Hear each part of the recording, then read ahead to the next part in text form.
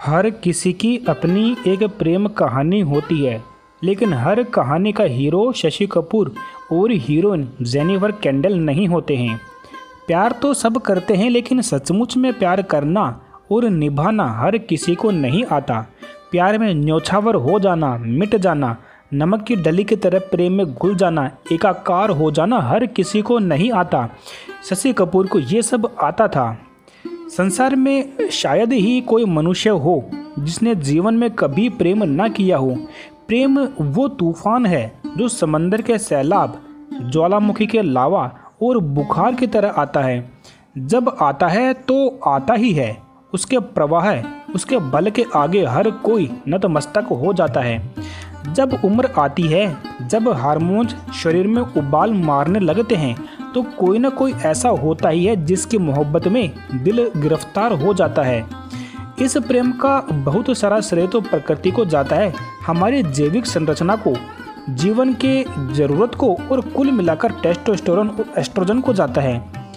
इस भरोसे और रास्ते से गुजरी प्रेम कहानियाँ भी सुंदर ही होती है, लेकिन वो ऐसी कहानियाँ नहीं जिनके जिक्र भर से आपका सिर आदर और करुणा में झुक जाए, आत्मा पिघलकर नदी बह निकले।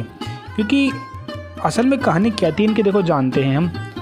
संसार में अनगिनत प्रेम कहानियों में से एक कहानी ऐसी है जिसकी स्मृति भर से आपका सिर आदर से झुक जाएगा। शशि कपूर की जिंदगी को मोटे तौर पर दो हिस्सों में बांटा जा सकता है, जेनिफर के साथ में और जेनिफर के बाद में। जेनिफर के बाद में शशि कपूर को शशि कपूर नहीं रह गए थे जो वो जेनिफर के साथ में थे। मानो उनके देह और आत्मा का एक हिस्सा हमेशा के लिए उनसे जुदा हो गया। वो फिर कभी संपूर्ण नहीं हो पाए। जेनिफर की मृत्यु 1984 में हो गई थी। उनके जाने के बाद शशि कपूर 33 साल तक जिंदा रहे, लेकिन उस तरह नहीं जिए जैसे वो 1984 के पहले जीते थे। वो पूरी जिंदगी जेनिफर को खोने के दुख से कभी उभर नहीं पाए, उस अभाव से कभी उभर नहीं पाए। वो दोबारा कभी ठीक से हो ही नहीं पाए जैसे वो पहले थे। असीम छाबड़ा ने जो शशि कपूर की जीवनी लिखी है, Shashi Kapoor the house holder the star, उसमें वो सिमी ग्रेवाल को कोट करते हैं। जेनिफर ने शशि को जीत लिया था। शशि ने उनके सामने पूरी तरह से आत्मसमर्पण कर दिया। शशि के व्यक्तित्व का एक बड़ा हिस्सा जेनिफर में समा गया था। वो उसमें ही पूरी तरह से विलीन हो गए थे। जेनिफर के जाने के बाद शशि ने अपने उस खोए हिस्से को पाने के लिए बहुत संघर्ष किया, लेकिन वो दोबारा कभी पा नहीं सके। उनके व्यक्तित्व का वो विशाल हिस्सा जहां अब तक जेनिफर छाई हुई थी, वो हिस्सा खाली हो गया था। एक कभी न भरा जाने वाला अनंत शून्य में एक बार उनसे लंदन में इस्माइल मर्चेंट के साथ में डिनर पर मिली और देखा कि वो लड़खड़ा रहे थे। वो खुद में नहीं थे। शशि कपूर खुद से दूर हो चुके थे, वो दूरी जो कभी भरी नहीं जा सकती थी। YouTube पर मौजूद शशि कपूर के सारे इंटरव्यू देख लीजिए।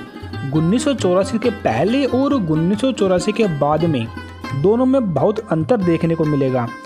ऐसा लगता है कि मानो दो अलग अलग इंसान को देख रहे हो। वो शौक, हंसी और आत्मविश्वास, वो संपूर्णता का एहसास, वो भरा हुआ मन और जीवन जो 1984 के पहले शशि कपूर के चेहरे पर दिखता था, वो उसके बाद में पूरी तरह से विलुप्त हो गया। शशि कपूर के बच्चों कुणाल और संजना ने अपने पिता के उस दौर को देखा है। तकरीबन 2 दशक पहले कुणाल कपूर के एक इंटरव्यू के उस वाक्य का जिक्र किया जब डेथ बेड पर पड़ी जेनिफर के पास में शशि लंदन पहुंचे। जेनिफर को दुनिया भर के डॉक्टरों को दिखाया गया, सबने मना कर दिया। लाखों डॉलर्स खर्च करने के बाद भी डॉक्टर अपना आखिरी जवाब दे चुके थे। जेनिफर के बचने की कोई उम्मीद नहीं थी। शशि उनके सामने तो मजबूत बने खड़े रहे, लेकिन उस कमरे से निकलने के बाद वो बुरी तरह से फूट फूट कर रोने लगे, दहाड़े मार कर रोने लगे। लग रहा था कि शशि की सांस अब भी रुक जाएगी। बच्चों ने अपने ताकतवर, सफल, समृद्ध और मजबूत पिता को इतना कमजोर, निरीह और लाचार पहले कभी नहीं देखा था। कुणाल उस समय सिर्फ 25 साल के थे और छोटी बहन संजना सिर्फ 17 साल की थी। हिंदी सिनेमा का अपने दौर का सबसे रोमांटिक हीरो, जिसके गालों के डिंपल और कमनीय मुस्कुराहट पर लड़कियां जान छिड़कती थी, वो जिंदगी से बेजार हो रहा था। जेनिफर की मृत्यु के बाद बहुत सारे लेखकों, पत्रकारों और संपादकों ने शशि कपूर की प्रेम कहानी जानने की कोशिश की। उस कहानी को किताब में दर्ज करने की और लिखने की कोशिश की, लेकिन शशि ने इस बारे में कभी बात नहीं की। असीम छाबड़ा की किताब भी शशि कपूर के जीवनी से ज़्यादा उनके सिनेमा का विश्लेषण है, जिसमें उनके दौर के जो अभिनेता थे, फिल्म निर्माता थे, कलाकार थे और परिवार और मित्र के उदाहरण तो आते हैं, लेकिन शशि के मुंह से सुनाई उनकी खुद की कहानी कभी सामने नहीं आती, क्योंकि शशि कपूर इस बारे में कभी बात ही नहीं करते थे।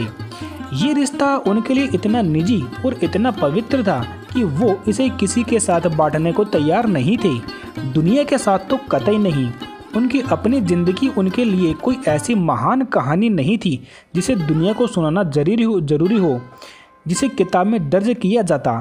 किताब बिकती, लोग उनकी कहानी पर बात करते, उसका जिक्र करते, उस पर टीवी और शो में इंटरव्यू होते। शशि इसके लिए कभी भी तैयार नहीं थे। ये इतना निजी दुख, इतनी निजी क्षति थी कि संसार और समाज का जो इनका हिस्सा बनकर भी वो इसे धूमिल नहीं करना चाहते थे। 1990 के आसपास के इंटरव्यू के दौरान एक विदेशी पत्रकार ने उनसे बार बार जेनिफर केंडल के बारे में सवाल पूछने की कोशिश की, उनकी लव स्टोरी के बारे में जानने की कोशिश की, लेकिन शशि कपूर हर बार पूरी विनम्रता और गरिमा से उस सवाल को टाल गए। उन्होंने सिर्फ इतना ही कहा कि वो मेरी निजी चीज़ है, वो बांटने के लिए नहीं है। एक बार अपने मन में झांक कर देखिए, वो क्या है जो हम कभी किसी से नहीं बांटते, किसी से नहीं कहते। वो सबसे गहरा दुख, सबसे गहरी चोट, सबसे निजी पीड़ा होती है। 19 साल का एक नौजवान लड़का एक थिएटर शो के दौरान 24 साल की लड़की से मिलता है। ये सचमुच पहली नज़र का प्यार था। शशि कपूर अभी भी बेकहद आवारा और अपनी मंजिल की तलाश में भटक रहे थे। 27 फरवरी 1934 को लंदन में जन्मी जेनिफर केंडल तब तक ब्रिटिश थिएटर की मशहूर और स्थापित अदाकारा बन चुकी थी। जेनिफर बड़ा नाम था और शशि कपूर अभी भी गुमनाम थे। जेनिफर के पिता किसी भी हाल में इस शादी के लिए राजी नहीं थे। वो शशि कपूर के देसी कपड़ों से लेकर उनके हिंदुस्तानी एक्सेंट वाली अंग्रेजी पर उनके मुंह पर मजाक उड़ाते थे। उन्हें लग रहा था कि ये इंडियन गंवार लड़का उनकी अंग्रेज खूबसूरत और नफीस बेटी के लायक नहीं है। हमें ऐसा लगता है कि शशि कपूर पृथ्वीराज कपूर के बेटे थे तो बड़े ऐशो आराम और शानो शौकत में पले होंगे, लेकिन ऐसा नहीं है। शशि की जेब में उस वक्त पैसे नहीं होते थे, जेनिफर की जेब में भी नहीं। उनकी बेटी संजना कहती है कि जब मेरे पेरेंट्स डेट कर रहे थे तो उनकी आर्थिक हालत कोई बहुत अच्छी नहीं थी। वो कम सोते थे, कम खाते थे और सड़कों पर साथ भटकते हुए इस तलाश में रहते थे कि कुछ सस्ता खाना उन्हें मिल जाए। वो इस कोशिश में रहते थे कि एक सस्ता पराठा खरीदकर आधा आधा खा लें। उसी समय जब वो किसी महंगे रेस्तरां के सामने से गुजरते तो देखते कि मेरे नाना जेफरी केंडल उस रेस्तरां से महंगा भोजन कर रहे हैं। उसके सामने ढेर सारे पकवान और बियर है, लेकिन पिता उस रेस्तरां में जा नहीं सकते थे। नाना उनके बॉस थे और पिता उनके मामूली कर्मचारी थे। वो अपने बॉस की बेटी को डेट कर रहे थे। उनके पास कोई और रास्ता नहीं था सिवाय कि वो तूफान में कूद पड़े। जब जेनिफर के पिता इस शादी के लिए नहीं माने तो उन्होंने अपने पिता का घर और उनका सब कुछ छोड़ दिया और उनके विशाल साम्राज्य को छोड़ने का फैसला कर लिया। दोनों ने भागकर शादी कर ली। शशि कपूर तब 20 साल के थे और जेनिफर 25 साल की। सबसे सुंदर बात यह है कि दोनों को कच्ची उम्र थी, उस कच्ची उम्र में ही लिए गए उनके जो फैसले थे उन पर उन्हें कभी अफसोस नहीं हुआ। उन्होंने फिर कभी पीछे मुड़कर नहीं देखा, कभी उनका प्यार कमज़ोर नहीं पड़ा। जेनिफर की मौत के बाद भी शशि कपूर का कभी किसी और स्त्री के साथ में अफेयर और प्रेम जैसा कुछ भी नहीं हुआ। वो अपनी मृत पत्नी की स्मृति में हमेशा निष्ठावान बने रहे। तो ये थी शशि कपूर और जेनिफर की एक ना भूलने वाली प्रेम कहानी। आपको ये जानकारी कैसे लगी? कमेंट्स में अपने विचार हमें बता सकते हैं। यहाँ पर हम बॉलीवुड से संबंधित जानकारियाँ लाते रहते हैं। ऐसी ही और जानकारी प्राप्त करने के लिए चैनल को सब्सक्राइब करें। धन्यवाद।